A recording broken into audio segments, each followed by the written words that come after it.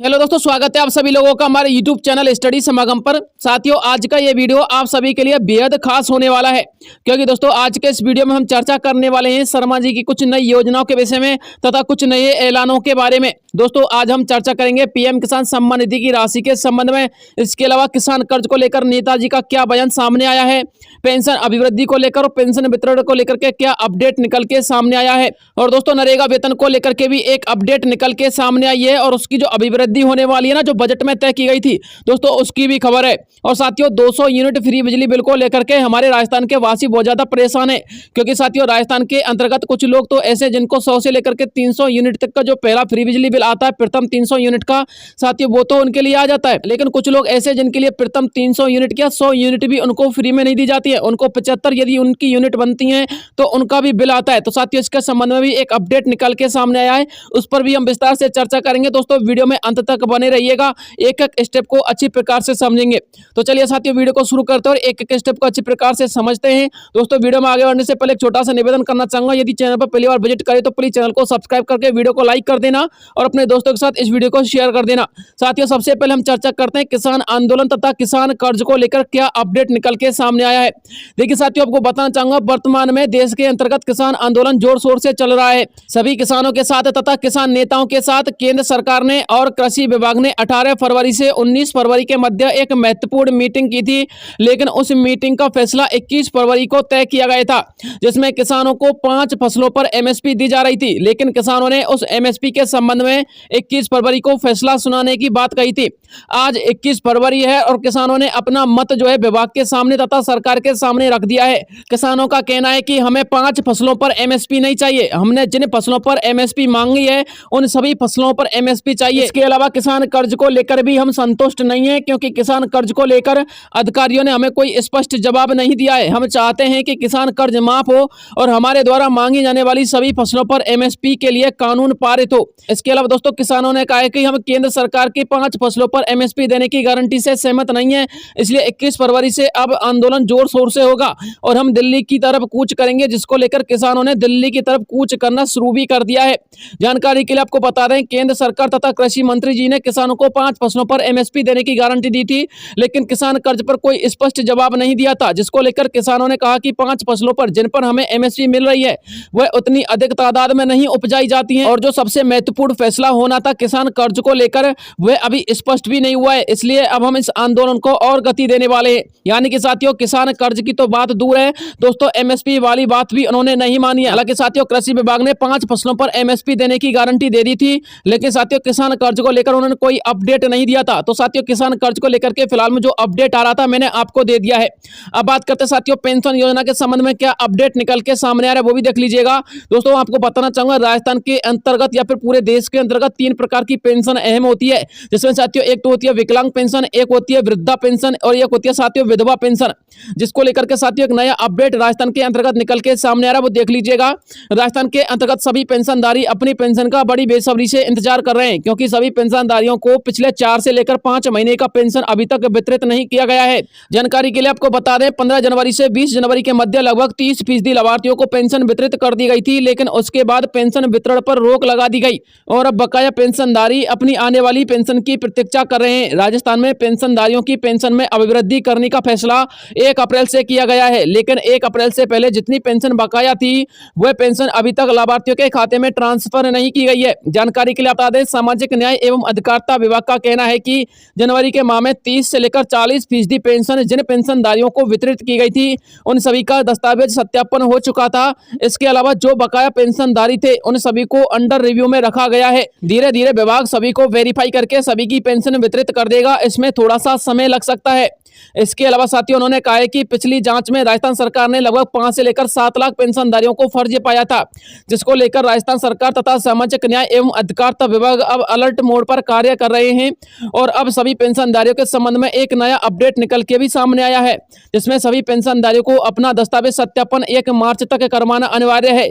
1 मार्च तक सभी का दस्तावेज सत्यापन होने के बाद सभी पेंशनधारियों की पेंशन वितरित कर दी जाएगी। जिन पेंशनधारियों ने दस्तावेज सत्यापन करवा रखा है उन्हें दोबारा सत्यापन करवाने की कोई आवश्यकता नहीं है। साथियों सोशल मीडिया रिपोर्ट्स की माने तो बकाया पेंशनधारियों की पेंशन 15 मार्च के आसपास वितरित होने की संभावना बताई जा रही है।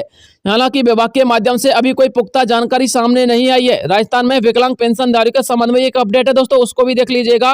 राजस्थान में विकलांग पेंशनधारी अपनी पेंशन को अपने राशन कार्ड से जरूर जुड़वा लें, अन्यथा विकलांग पेंशनधारियों की पेंशन रोकी जा सकती है। जी हाँ साथियों, आप लोगों ने बिल्कुल सही सुना है। और जिन विकलांग भाइयों का राशन कार्ड नहीं बना हुआ है तो साथियों आप अपना राशन कार्ड अवश्य बनवा लें, यदि आप लोग पेंशन के लाभार्थी बने रहना चाहते हो तो।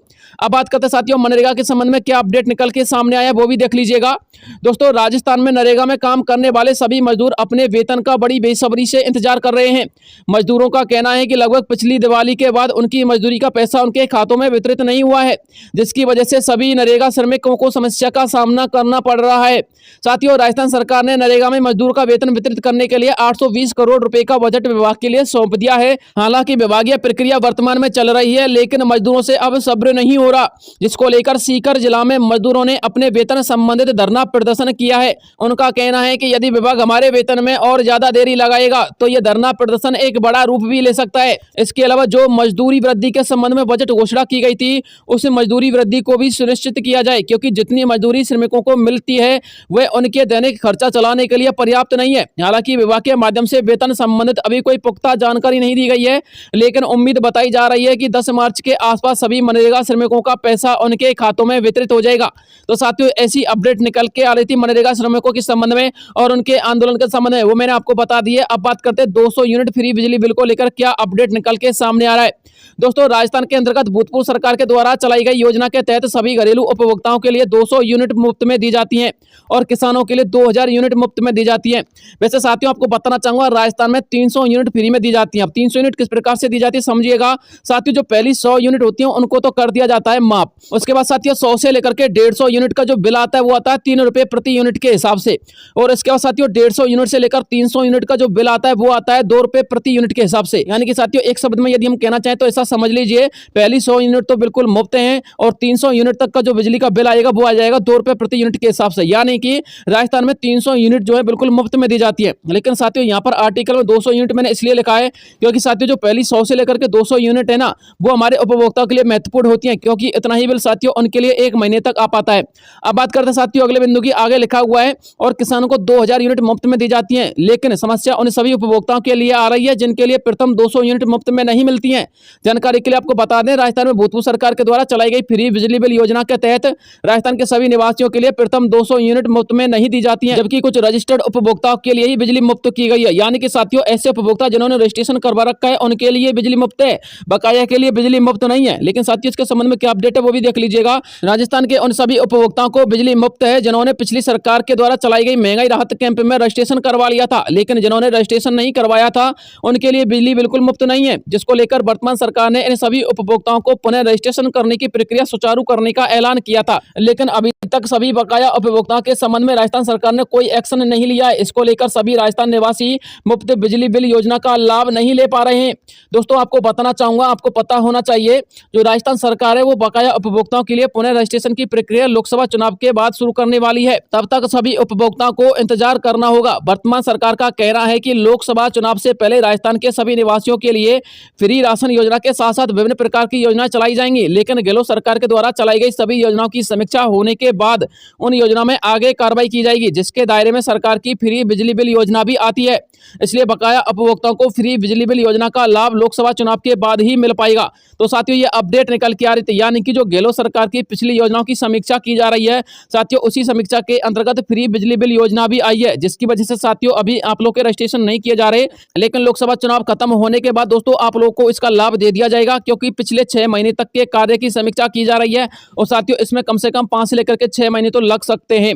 अब बात करते हैं पीएम किसान सम्मान निधि की राशि को लेकर क्या अपडेट निकल के सामने आया वो भी देख लीजिएगा। दोस्तों राजस्थान प्रदेश के साथ साथ देश के सभी किसान पीएम किसान सम्मान निधि की 16वीं किस्त का बड़ी बेसब्री से इंतजार कर रहे हैं, लेकिन अब सभी का इंतजार जल्द ही समाप्त होने वाला है, क्योंकि सरकार के निर्देश के अनुसार पीएम किसान सम्मान निधि की 16वीं किस्त जनवरी से मार्च के महीने में वितरित होना तय की गई थी, जिसमें जनवरी तथा फरवरी का माह बीत चुका है। अब विभागीय आदेश के अनुसार मार्च के महीने में 16वीं किस्त जो है वितरित की जाएगी।